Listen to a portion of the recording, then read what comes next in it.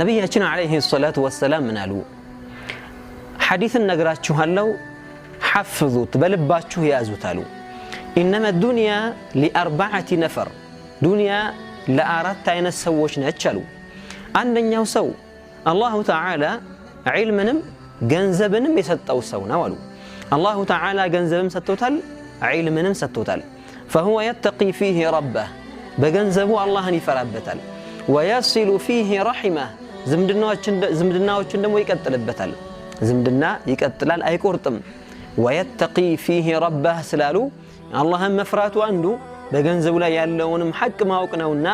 ويعلم لله فيه حقا الله تعالى زي جنزب لا يالون حق يوقبتال يسطال زكاه يسطال واجب يهونبتنم كسط بوحالا እንደገና ይሎችን ደሞ ኸይር ነገሮች ይሰራበታል አሉ فهذا في افضل المنازل አሉ ይሄ እጅግ በጣም የላቀ ደረጃ ላይ ያለ ሰው ነው አሉ ነብያችን ሰለላሁ ዐለይሂ ወሰለም ይሄ እንግዲህ የነብዩ ዐለይሂ ሰላቱ ወሰለም ሐዲስ ዱንያ ላይ ያሉ ሰዎች ምን እንደሚመስሉ የሚከፋፍልና የሚያብራራ ሐዲስ ነው ሁለተኛው ሰው ደግሞ عبد رزقه الله علما ولم يرزقه مالا الله تعالى علما يسطው ገንዘብን ግን ያልሰጠው ሰው ነው አሉ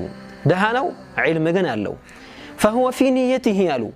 نية له بلبه ميلال لو أن لي مالا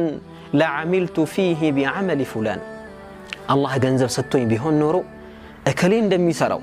خير دمي سرابت أنيم خير سرابت نبرا بلو يمن يالالو فهذا في نيته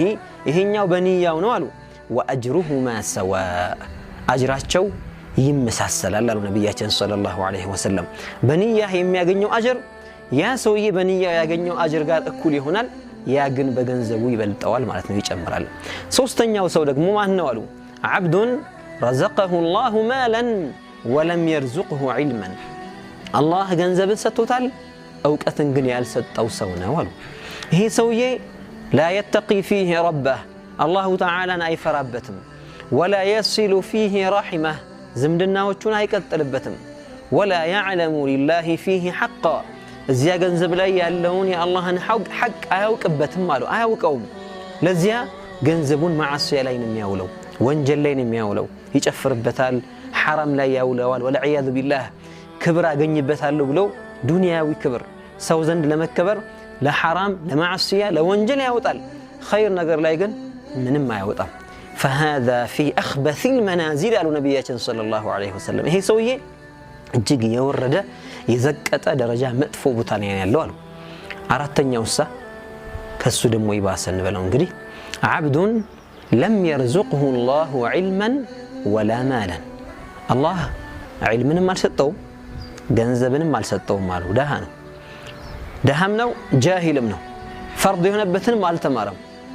فهو في نيته نية له ميلال لو أن لي مالا ገንዘብ ቢኖረኝ ኖሮ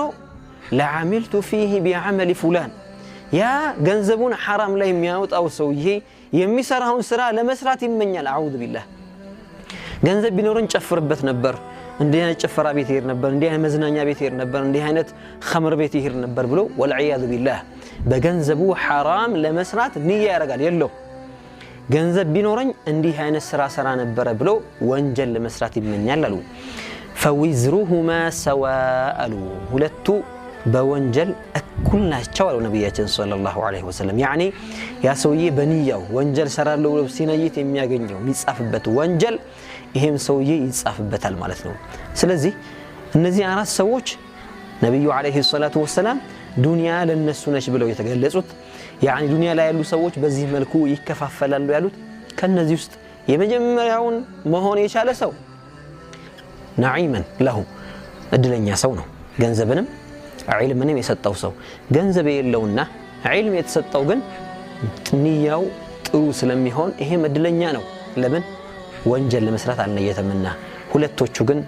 የዘቀጠና መጥፎ ቦታ ላይ ናቸውና